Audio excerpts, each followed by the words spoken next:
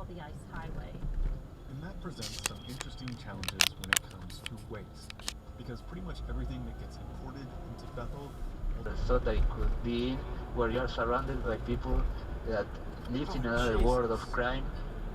None of them were hackers. They were.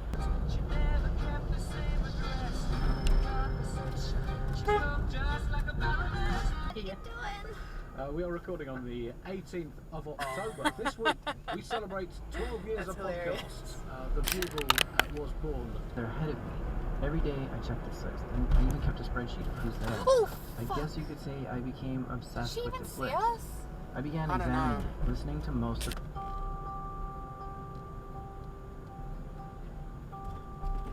Unfortunately, the system that they first compromised when they first came into. Yeah, I could see that. Whoa! Did that person indicate? Was that person about to run into us? Yeah. Every time we get it. Just goes to shit. Fuck. Oh, You know, see him cut like I was looking half at a it. meter in front of me.